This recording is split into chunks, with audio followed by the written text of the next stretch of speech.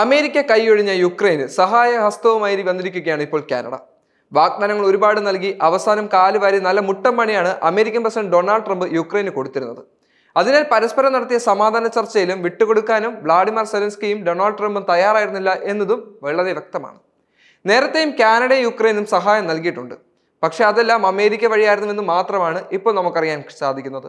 പക്ഷെ Trump അധികാരത്തിലെത്തിയപ്പോൾ കാനഡയ്ക്ക് Trump പണി കൊടുക്കാൻ ശ്രമിച്ചതോടെ ആ ബന്ധത്തിലും വിള്ളൽ വീണിരുന്നു. അതിനിടയിലാണ് ഇപ്പോൾ ട്രംപ് ഒഴിവാക്കിയ യുക്രൈനെ സഹായിക്കണമെന്ന് പറഞ്ഞ് ട്രൂഡോ രംഗത്ത് വരുന്നത്. സൈനിക വിന്യാസം ഉൾപ്പെടെ സാധ്യമായ എല്ലാ നടപടികളും യുക്രൈന് നൽകുമെന്നാണ് കനേഡിയൻ പ്രധാനമന്ത്രി ജസ്റ്റിൻ ട്രൂഡോ പരസ്യമായി പറഞ്ഞിരിക്കുന്നത്. സംഘർഷത്തിനിടയിൽ യുക്രൈനെ പിന്തുണയ്ക്കാനുള്ള രാജ്യത്തിന്റെ സന്നദ്ധയാണ് ഈ നീക്കം വ്യക്തമാക്കിയിരിക്കുന്നത്. റഷ്യയുമായുള്ള സമാധാന ചർച്ചകൾ യഥാർത്ഥമായാൽ യുക്രൈൻ നിലപാട് ശക്തിപ്പെടുത്തുക എന്ന ലക്ഷ്യത്തോടെ ഒരു സഖ്യം രൂപീകരിക്കുമെന്നാണ് ബ്രിട്ടീഷ് പ്രധാനമന്ത്രി കെയർ സ്റ്റാർമർ പ്രഖ്യാപിച്ചിരുന്നത്.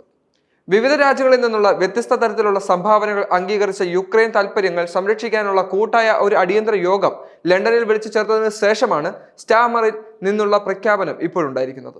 ഈ നിർണായക സമയത്ത് യുക്രൈനുമായുള്ള കാനഡയുടെ അചഞ്ചലമായ പിന്തുണയെപ്പറ്റി ട്രൂഡോ ഊന്നി പറയുകയും ചെയ്തു.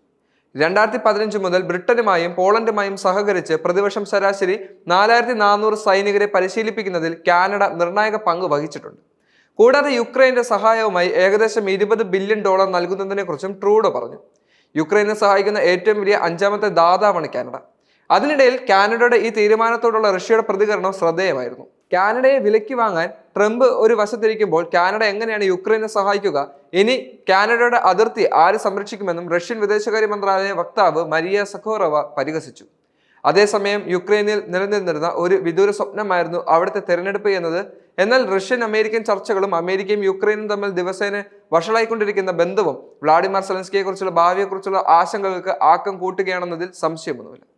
അന്താരാഷ്ട്ര ആഭ്യന്തര മേഖലകളിൽ നിന്നുള്ള സമ്മർദ്ദങ്ങൾക്കിടയിലും സെലൻസ്കിയുടെ രാജി സംബന്ധിച്ചിട്ടുള്ള കാര്യങ്ങളൊക്കെ ഇന്നും അവ്യക്തമായി തുടരുകയാണ്.